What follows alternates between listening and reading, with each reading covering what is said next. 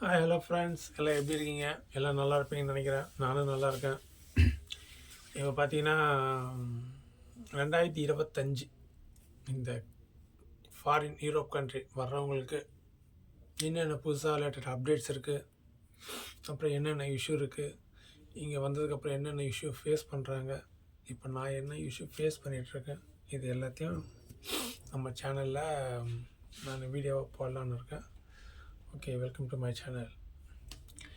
இப்போ பார்த்தீங்கன்னா VFS process இப்போ இந்தியாவில் வந்து ஃபஸ்ட்டு நம்ம யூரோப் ட்ரை பண்ணும்போது ரெண்டு விஷயமாக ட்ரை பண்ணலாம். ஒன்று கம்பெனி மூலிமா போகிறது, இல்லைனா ஏஜென்ட் மூலிமா வந்து இங்கேருந்து ஜாப் தேடுறது. இப்போ நான் வந்து ரெண்டாவது கேட்டகரியில் வந்தேன். எப்படின்னா, நமக்கு தெரிஞ்ச ஒருத்தர் குரேஷியாவில் இருக்கார். அவர் மூலிமா நான் வந்தேன். ஒரு ஏஜென்ட் மூலிமா தான் வந்தேன்.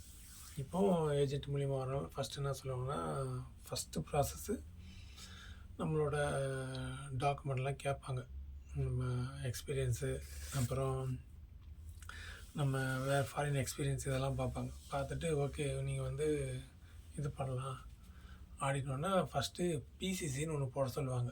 பிசிசி தான் போலீஸ் கிளியரன்ஸ் சர்டிஃபிகேட். இப்போ வந்து இப்போ நம்ம ஒரு ப்ரௌசிங் சென்டரில் வந்து அப்பாயின்மெண்ட் வாங்கணும். பாஸ்போர்ட் ஆஃபீஸில் வந்து அப்பாயின்மெண்ட் வாங்கிட்டு எந்த கண்ட்ரிக்கு போகிறோம் அப்படின்னு சொல்லி, ஓகே நீங்கள் யூரோப் கண்ட்ரியில் ஹங்கேரி போகிறீங்களா, ஹங்கேரி, இல்லைன்னா லித்தோனியா, இல்லைனா போலாண்டு, இல்லைனா பெய்ஜிங், இல்லைனா பாரிஸ், ஜெர்மனி, எந்த நாட்டு போனாலும் அந்த நாட்டு பேரை சொல்லி நம்ம பிசிசி பண்ணணும். நம்ம ஓகே அப்ளை பண்ணியாச்சு. அப்புறம் அப்பாயின்மெண்ட் இப்போ நாளைக்கோ 2 நாளோ அங்கே ஸ்லாட் இருக்கும். நமக்கு எந்த டைமிங்கோ அதுக்கேற்ற மாதிரி நம்ம புக் பண்ணிக்கலாம். நம்ம வந்து புக் பண்ணிட்டோன்னா மெயினாக பிசிசினா நம்ம பயோமெட்ரிக்னா ஃபிங்கர் பிரிண்ட், கண்டிப்பாக ஃபிங்கர் பிரிண்ட் செக் பண்ணுவாங்க. ஃபிங்கர் பிரிண்ட் செக் பண்ணதுக்கப்புறம் இப்போ நம்ம அங்கே தெரியும் பாஸ்போர்ட்டில் என்னென்ன இருக்குன்னா 3 கட்டமாக போகும். ஏபிசின்னு இருக்கும்.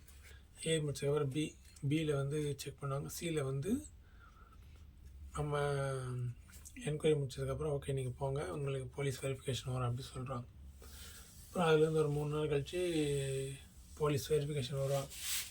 போலீஸ் வெரிஃபிகேஷன் கரெக்டாக நம்மகிட்ட இன்ஃபார்ம் பண்ண மாட்டாங்க. ஆனால் நம்ம இருக்கிற லொக்கேஷனை கரெக்டாக வீட்டை தேடி வருவாங்க. வந்ததுக்கப்புறம் ஆதார் கார்டு டீட்டெயிலையும் பாஸ்போர்ட் டீட்டெயிலையும் வாங்கி செக் பண்ணுவாங்க. நீ தானா, இந்த வீடு வந்து தானா, இல்லைனா இந்த வீட்டில் நீ எவ்வளோ நாள் இருக்கிற, எல்லா டீட்டெயிலையும் செக் பண்ணிவிட்டு ஓகே அப்படி சொல்லி மெயினாக எல்லாத்தையும் அந்த நேம், டேட் எல்லாம் உட்பட A to Z செக் பண்ணிவிட்டு ஓகே அப்படின்ட்டு போயிட்டாங்கன்னா ஒரு 2 நாள் கழித்து நமக்கு வந்து போஸ்ட்டில் வந்துடும். பிசிசி வந்து போஸ்ட்டில் வந்துடும். போஸ்ட்டில் வந்ததுக்கப்புறம் நம்ம ஏஜென்ட் இன்ஃபார்ம் பண்ணோம்னா அந்த போஸ்ட்டை வந்து அப்போஸ்டல் பண்ண சொல்லுவாங்க.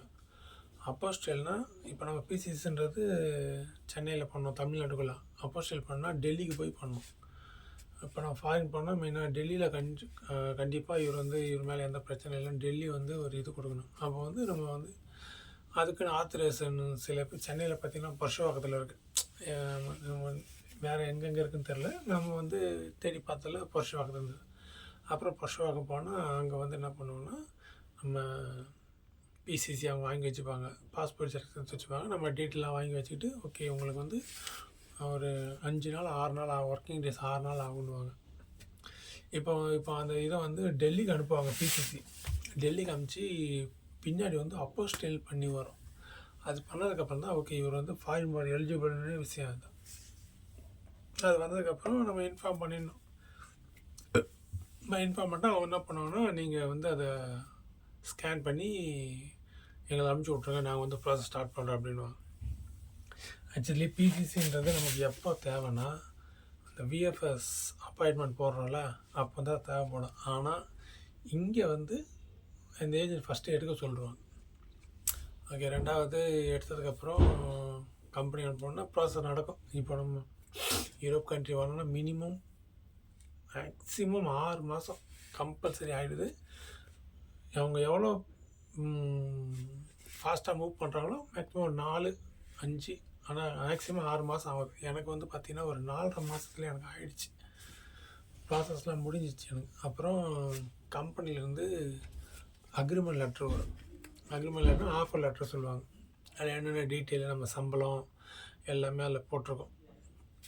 ஓகேவா?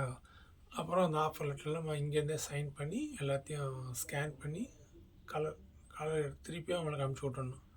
அனுப்பிச்சி விட்டதுக்கப்புறம் அதுலேருந்து நம்ம வெயிட் பண்ணணும். அதுலேருந்து ஒரு மாதம் கழித்து, ஒரு மாதம் இல்லை, ஒரு 15-20 நாளில் கழித்து நமக்கு வந்து பர்மிட் வந்துடும். பர்மிட் வந்ததுக்கப்புறம் ஓகே, அதுக்கப்புறம் விஎஃப்எஸ் அப்பாயின்மெண்ட் வாங்குவாங்க. இப்போ விஎஃப்எஸ் அப்பாயின்மெண்ட் பார்த்திங்கன்னா சென்னையில் இருக்குது, ஹைதராபாத்தில் இருக்குது, பெங்களூரில் இருக்குது, டெல்லியில் இருக்குது. நமக்கு சென்னைனால சென்னையிலே கிடச்சிருச்சு. அப்போ வந்து சென்னையிலேயே விஎஃப்எஸ் புக் பண்ணுவாங்க. விஎஃப்எஸ் புக் பண்ணதுக்கப்புறம் ஓகே, நம்ம டாக்குமெண்ட் எல்லாம் எடுத்துகிட்டு போகணும். இப்போ விஎஃப்எஸ் போகும்போது மெயினாக 7 டாக்குமெண்ட் கம்பல்சரி வேணும். 1 விஎஃப்எஸ் அப்பாயின்மெண்ட் அந்த ஃபார்மு, 2வது கம்பெனியோட பர்மிட், 3வது ஆஃபர் லெட்ரு, ஓகேவா? 4வது ஃப்ளைட் டிக்கெட், டம்மி டிக்கெட் ஒன்று எடுத்து கொடுப்பாங்க.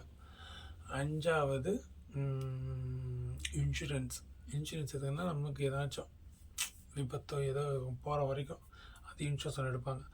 6வது ஃபோட்டோ, அதாவது 35 mm ஹைட்டு, 25 mm வித்து, ஒரு 90% ஃபேஸ், அந்த சைஸ் ஃபோட்டோ எடுத்து கேட்பாங்க. ஓகே, வேலை எடுத்துகிட்டு போயிட்டோம்னா சேம் அதே தான். நம்ம கவுண்டரில் போயிட்டு எந்த கண்ட்ரி, குரேஷியா கண்ட்ரி வாங்கிட்டு நம்ம வந்து வெயிட் பண்ணணும். இது மாதிரி கவுண்டர் நம்பர் வச்சு போய் கொடுத்தோம்னா அவங்க செக் பண்ணுவாங்க. செக் பண்ணிவிட்டு ஓகே நீங்கள் வெயிட் பண்ணுங்கள் அப்படி சொன்னோன்னா உள்ளே இன்னொரு இதுக்கு அனுப்புவாங்க. அங்கே தான் பயோமெட்ரிக் செக் பண்ணுவாங்க. பயோமெட்ரிக்னா நம்ம சேம் ஃபிங்கர் பிரிண்ட்டு ஃபஸ்ட்டு கரெக்டாக உள்ளப்போ. இதில் மெயினாக இன்னொன்று பார்க்க வேண்டியது, நீங்கள் ஃபிங்கர் பிரிண்ட்டை வைக்கிறப்போ அந்த பயோமெட்ரிக் மிஷினில் க்ரீன் கலர் லைட் எரியும். 3 லைட் எரியும். சில டைமில் 1 லைட் தான் எரியும், சில டைம் 2 லைட் எரியும், சில டைம் 3 லைட். அந்த ஃபிங்கர் பிரிண்ட் வைக்கும்போது நீங்கள் கண்டிப்பாக 3 லைட் எரியுதான்ட்டு கன்ஃபார்ம் பண்ணிக்கோங்க. ஏன்னா சில பேருக்கு வந்து பயோமெட்ரிக் வச்சுட்டு வந்துன்னு இருப்பாங்க. அப்புறம் 1 மாதம் கழித்து அவங்களுக்கு ரீபயோமெட்ரிக் கூப்பிடுவாங்க. அப்போ திருப்பி போய் வைக்கிற மாதிரி இருக்கும். அதனால் நம்ம வந்து கண்டிப்பாக அதை வைக்கும்போது ஒரு 2 வாட்டி அந்த ஆஃபீஸர்கிட்ட கேட்டுக்கணும். எப்படி சார் பயோமெட்ரிக் கரெக்டாக வந்துச்சுன்னா அவங்க சொல்லுவாங்க, ஓகே கரெக்டாக வந்துச்சு, ஒன்றும் பிரச்சனை இல்லை.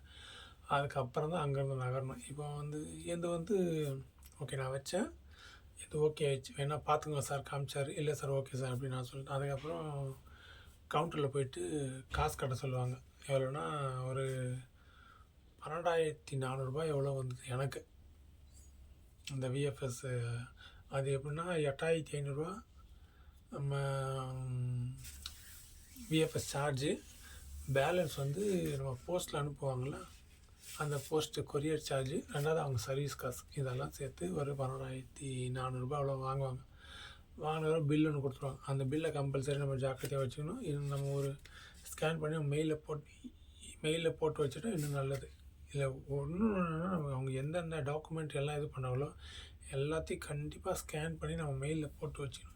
இன்கேஸ் ஒரு எமர்ஜென்சி தேவைன்னா மிஸ் ஆனால் கூட நம்ம அது வழியாக எடுத்துக்கலாம்.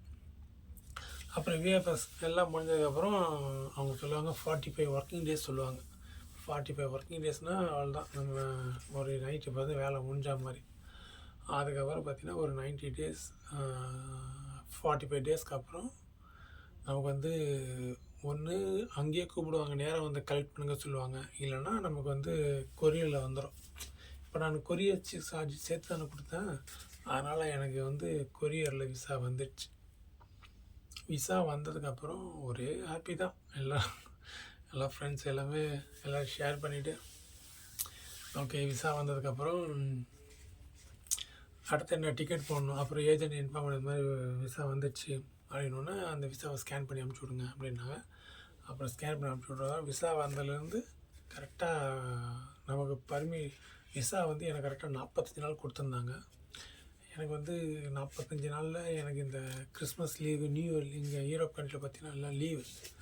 அதனால் நான் என்ன பண்ணேன், ஜனவரிக்கு மேலே ஜனவரி 15ஆம் தேதி டிக்கெட் போட்டோம்.